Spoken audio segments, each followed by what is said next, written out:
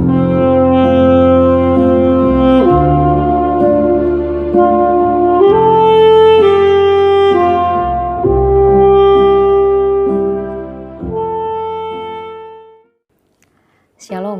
pemirsa Klavo Sukacita yang diberkati Tuhan.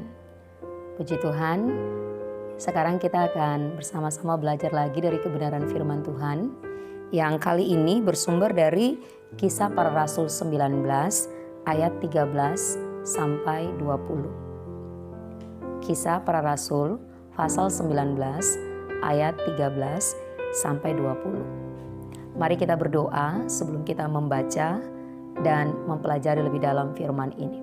Kita berdoa. Bapa kami di surga, Bapa dalam Yesus Kristus dan Roh Kudus, Tritunggal yang Esa. Dengan bersyukur kami datang, berterima kasih atas pemeliharaan Tuhan bagi kami sepanjang hari ini. Dengan berserah kami memohon anugerah-Mu menolong kami ketika kami rindu belajar, mencari kehendak-Mu dan menghidupinya dalam hidup kami tiap-tiap hari.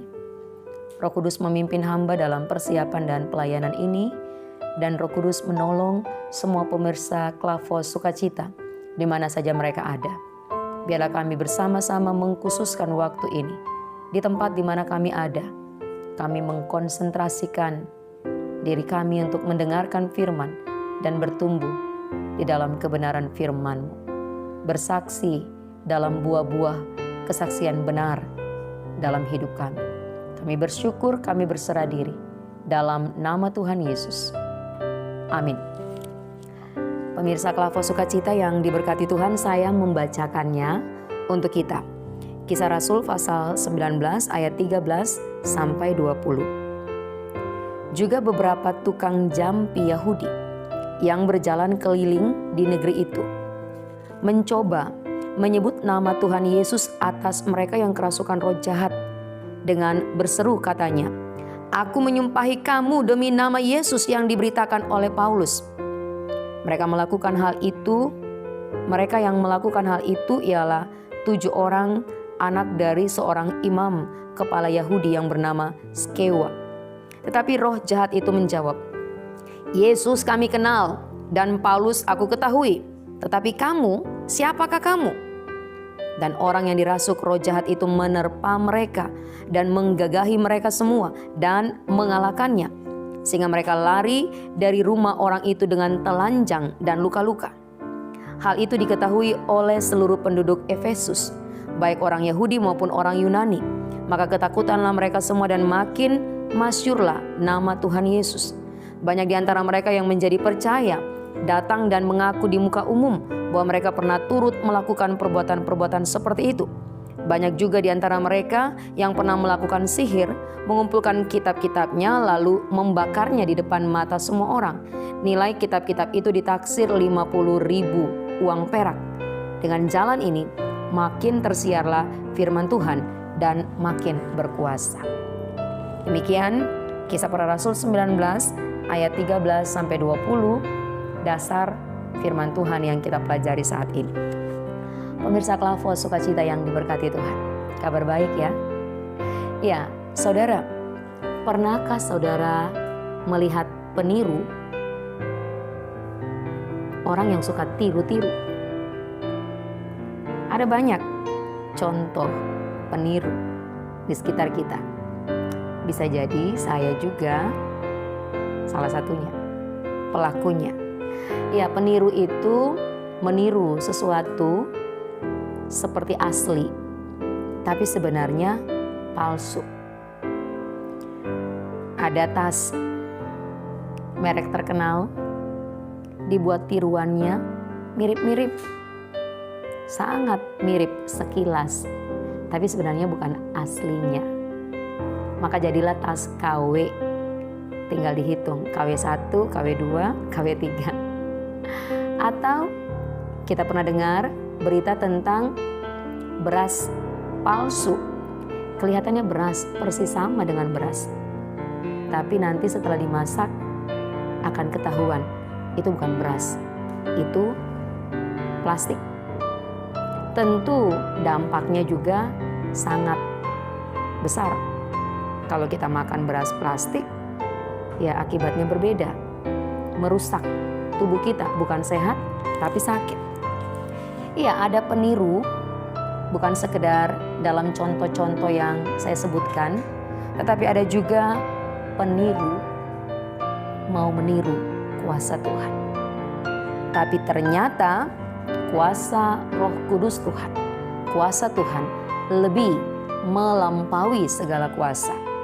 Mari kita pelajari dari kesaksian firman Tuhan dalam Kisah Rasul pasal 19 ayat 13 sampai 20 bacaan kita saat ini.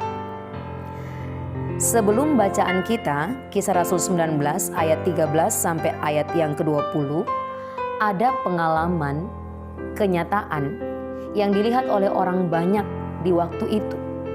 Bagaimana murid-murid Tuhan penuh dengan kuasa Tuhan. Bacaan sebelum bacaan firman Tuhan kita. Ketika Paulus di Efesus, Paulus melayani banyak orang. Bahkan di ayat 11, oleh Paulus Allah mengadakan mujizat-mujizat yang luar biasa. Bahkan orang membawa sapu tangan atau kain yang pernah dipakai oleh Paulus dan meletakkannya atas orang-orang sakit. Maka lenyaplah penyakit mereka dan keluarlah roh-roh jahat. Ada situasi sebelum bacaan firman Tuhan kita, di mana kuasa Tuhan luar biasa bekerja atas diri para pelayan. Dalam hal ini Paulus melakukan banyak mujizat, banyak tanda kuasa. Bahkan orang sampai mencari sapu tangan, kain yang pernah dipakai oleh Paulus, dan itu penuh juga dengan kuasa dari Tuhan. Sampai orang sakit menjadi sembuh, orang yang dirasuk roh jahatnya keluar. Sungguh kekuatan kuasa Tuhan yang luar biasa. Nah, dalam bacaan firman Tuhan kita ini dikisahkan tentang ada peniru, ada yang mau tiru. Mari kita lihat. Beberapa tukang jampi Yahudi berjalan keliling negeri itu mencoba menyebut nama Tuhan Yesus atas mereka yang kerasukan roh jahat. Dengan berseru katanya, "Aku menyumpahi kamu demi nama Yesus yang diberitakan oleh Paulus." Mereka peniru. Mereka mencoba tapi tidak percaya. Perhatikan saja kalimatnya. Aku menyumpahi kamu demi nama Yesus yang diberitakan oleh Paulus. Mereka tidak penuh kenal Tuhan. Mereka tidak penuh percaya Tuhan. Mereka hanya kenal Tuhan, tahu Tuhan dari pelayanan Paulus. Mereka berusaha meniru tanpa percaya. Dan apakah peniru-peniru ini kemudian memiliki kuasa? Disebutkan di sebelumnya mereka tukang jampi. Mereka memang biasa dengan kuasa yang ada melakukan praktek-praktek jampi-jampi. Dan saat itu mereka memakai nama Tuhan tanpa mereka percaya nama Tuhan Yesus Kristus itu, nama yang berkuasa. Hasil dari peniru, hasilnya adalah, tetapi roh jahat itu menjawab, "Yesus aku kenal, Paulus aku ketahui, tapi kamu, siapakah kamu?" Dan orang yang dirasuk roh jahat itu menerpa mereka, menggagahi mereka semua dan mengalahkannya. Sehingga mereka lari dari rumah orang itu dengan telanjang dan luka-luka. Peniru. Mereka tidak punya kuasa. Peniru. Mereka mencoba tanpa percaya. Peniru. Pada hasil akhirnya mereka kalah. Karena kuasa mereka bukan kuasa yang sejati. Hasil akhirnya mereka digagahi, mereka dikalahkan, mereka lari dengan telanjang dan luka-luka. Kuasa Tuhan, kuasa melebihi segala kuasa. Kuasa Tuhan, kuasa yang nyata, benar-benar berkuasa. Kuasa Tuhan mengalahkan kuasa-kuasa yang lain. Pada bagian selanjutnya, ketika itu disaksikan oleh orang banyak di Efesus, orang menjadi takut. ahli-ahli jampi ini yang biasa berjalan keliling dan kemudian melayani orang dengan jampi-jampi mereka, ternyata diperhadapkan dengan kuasa Yesus Kristus, mereka kalah. Mereka luka-luka, pulang, lari dalam kekalahan mereka. Ketika semua orang Efesus menyaksikan ini, mereka menjadi takut. Mereka menjadi takjub, percaya pada kuasa Tuhan yang besar itu, maha besar itu. Hal itu diketahui oleh seluruh penduduk Efesus, baik orang Yahudi maupun orang Yunani. Maka ketakutanlah mereka semua dan makin masyhurlah nama Tuhan Yesus. Banyak di antara mereka yang menjadi percaya, datang dan mengaku di muka umum bahwa mereka pernah turut melakukan perbuatan-perbuatan seperti itu. Banyak juga di antara mereka yang pernah melakukan sihir, mengumpulkan kitab-kitabnya, lalu membakarnya di depan mata semua orang. Nilai kitab-kitab itu ditaksir 50.000 uang perak. Ketika peniru ternyata tidak mampu, ternyata kalah, kuasanya tidak mampu dibandingkan dengan kuasa Tuhan Allah yang hidup, yang berkuasa. Ketika peniru kemudian hasil akhirnya kalah, penirunya kalah, itu juga menjadi kesaksian untuk banyak orang. Orang-orang kemudian datang mengaku, saya juga ikut, saya juga pernah sihir, ini buku saya, tapi saya mau bakar. Ini tidak berkuasa, ini kalah di hadapan kuasa Tuhan. Ada pertobatan yang luar biasa terjadi. Menjadi kesaksian untuk menarik orang lain, untuk juga melepaskan kuasa-kuasa yang terbatas yang mereka punya. Kuasa-kuasa dunia yang tidak mampu yang mereka punya. Dan mereka melepaskannya untuk kemudian terpaut pada kuasa yang tak terbatas. Kuasa yang melebihi segala kuasa. Kuasa Tuhan Yesus Kristus. 50.000 uang perak itu sekitar 500.000.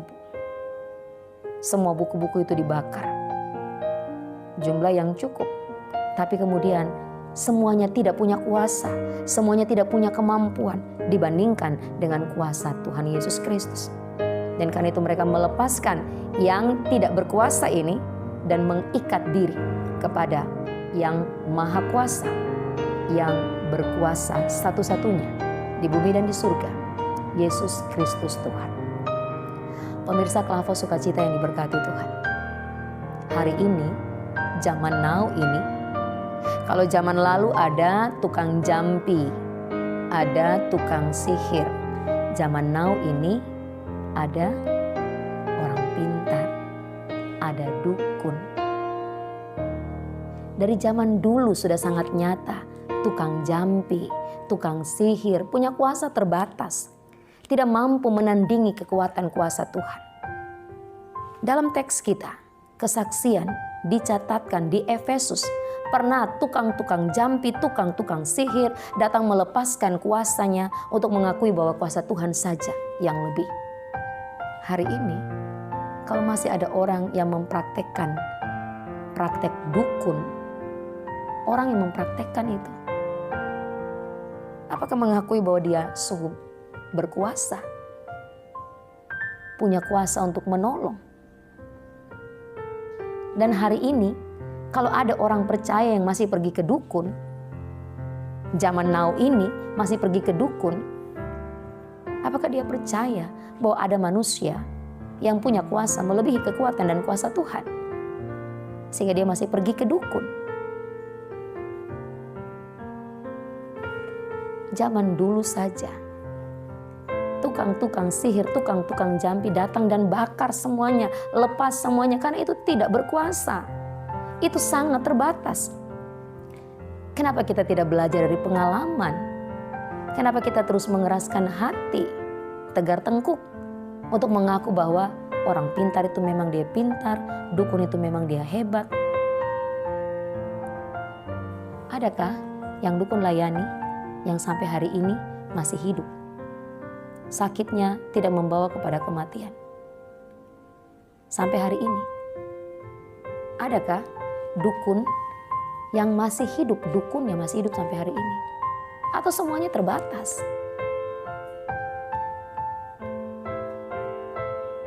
Ada yang bilang, pendeta, kalau tong bawa ke pendeta juga, berdoa ke pendeta juga, tapi kalau dia mati saja. Tapi beda, saudara.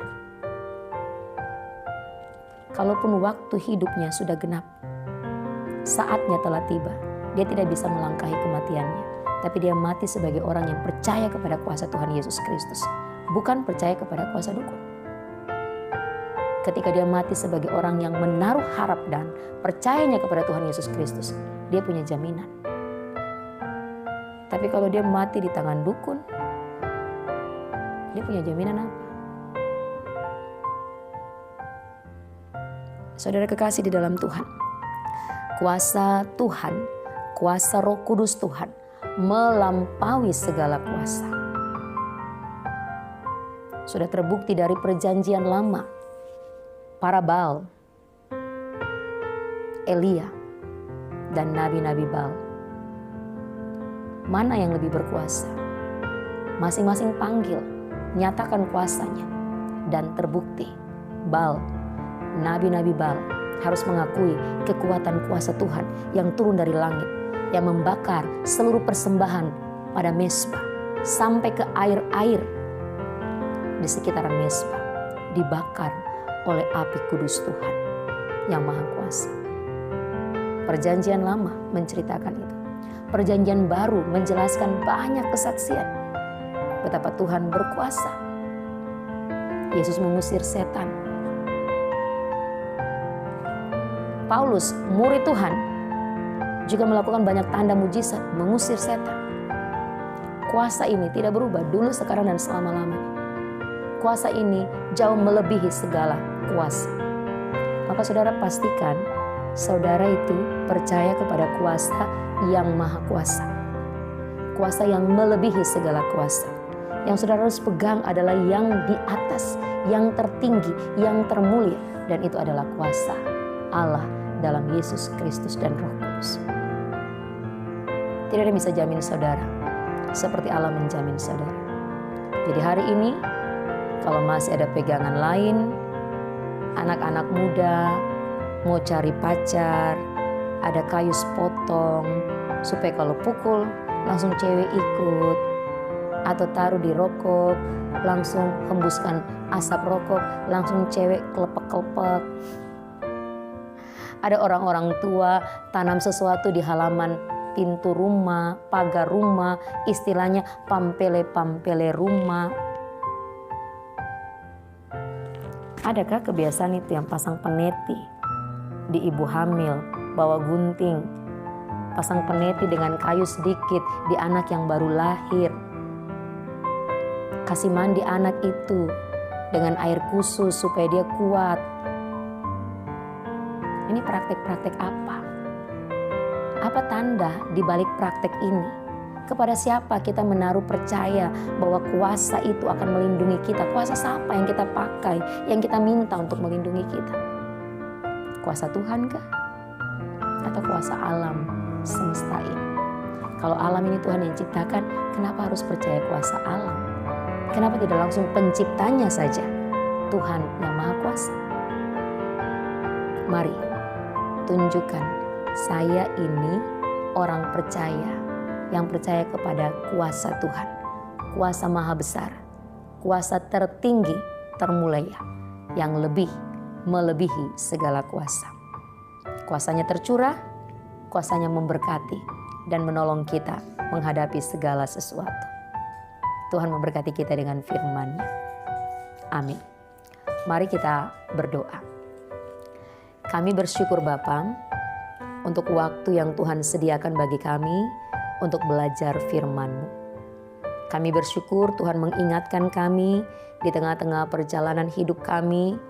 Tuhan menegur kami dengan semua praktek-praktek yang kami jalani, yang hamba sebutkan ataupun tidak. Kami semua masing-masing mau merenungkan sesungguhnya kepada siapa kami menaruh percaya kami. Kepada siapa kami datang minta tolong dalam pergumulan kami. Minta dari hati yang sungguh-sungguh.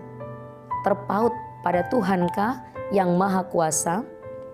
Atau terpaut pada dunia ini? Orang-orang yang kami sebut orang pintar, orang punya kuasa.